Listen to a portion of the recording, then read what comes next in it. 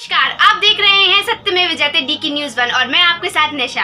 हमारे चैनल से जुड़ने के लिए दिए गए नंबर पर संपर्क करें। चैनल का नोटिफिकेशन ऑन करके अपने क्षेत्र की हर छोटी बड़ी खबर को देखने के लिए बने रहिए हमारे साथ और देखते रहिए सत्यमेव जयते DK News 1। मोर्चा मंडल अध्यक्ष कलावती लोधी अपने पति कप्तान सिंह लोधी सहित भाजपा कार्यकर्ताओं के साथ पहुंची मुंगावली विधायक राव बृजेंद्र सिंह यादव के निवास ग्राम सुरेल, जहां गुना लोकसभा प्रत्याशी ज्योतिरादित्य सिंधिया की प्रचंड जीत की मिठाई खिलाकर दी बधाई एवं शुभकामनाएं। इस दौरान उनके साथ थूबान मंडल के कार्यकर्ता एवं ग्राम पंचायत नयाखेड़ा सरपंच भी उपस्थित रहे। मुंगावली विधायक राव बृजेंद्र सिंह यादव ने भाजपा को जीत और गुना लोकसभा का प्रचंड जीत पर चर्चा के दौरान क्या कहा, सुनिए उनकी जुबानी। सत्यमेव जयते DK News 1 मध्य प्रदेश पर दिनेश सेन के साथ। हमारे प्रत्याशी थे श्रीमंत सिंधिया जी के ऊपर किया, ये जनता का विश्वास है कि जिसको हम चुन रहे हैं, जिसको हम वोट कर रहे हैं, वो हमारे विश्वास पर व्यक्ति खरा उतरेगा। क्योंकि हम पहले भी ये देख चुके हैं कि महाराज हमारे सिंधिया जी जब भी सांसद रहे हों, केंद्रीय मंत्री रहे हों, इस क्षेत्र में बहुत विकास किया। बिल्कुल सही बात है सर। और वैसे भी भारतीय जनता पार्टी की सरकार में तो अभूतपूर्व काम हुए। तो आज उसी विश्वास के साथ जनता ने जो गुना लोकसभा में हमारे सिंधिया जी को जो आशीर्वाद दिया है, मैं नहीं समझता हूँ कि इतिहास रचा है।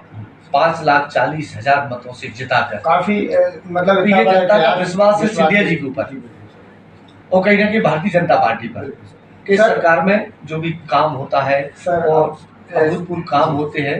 और ऐसे ही हमारे सिंधिया जी जो सहज सरल हर कार्यकर्ता का सम्मान करते हैं, हर कार्यकर्ता की बात सुनते हैं, क्षेत्र का विकास करते हैं सर।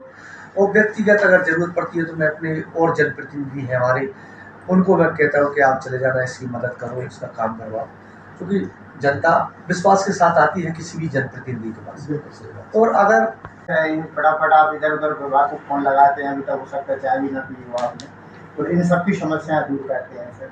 तो थोड़ा सा और एक चीज़ और देखी गई है सर, आप इतने अच्छे लाडले एक नेता के रूप में जाने जाते हैं क्षेत्र में, पूरे जिले में छोड़ो, अगर भाई MP में भी आपका नाम जाता है सर।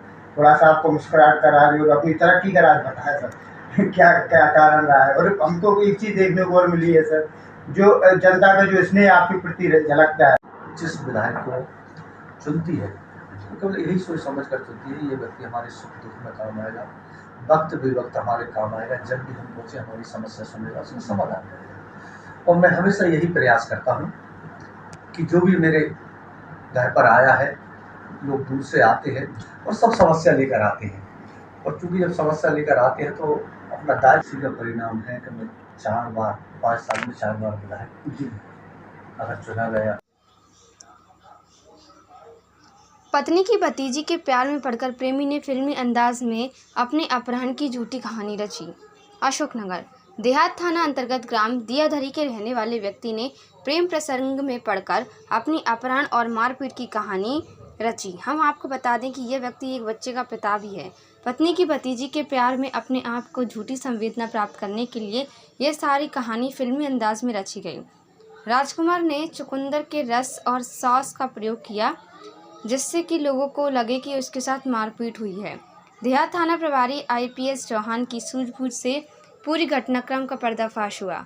राजकुमार के पिता ने देहात थाना में गुमशुदगी की रिपोर्ट भी दर्ज कराई। ये ग्राम दियाधरी के हैं, राजकुमार अहरवार है, उनके पिताजी का नाम हरिराम अहरवार है।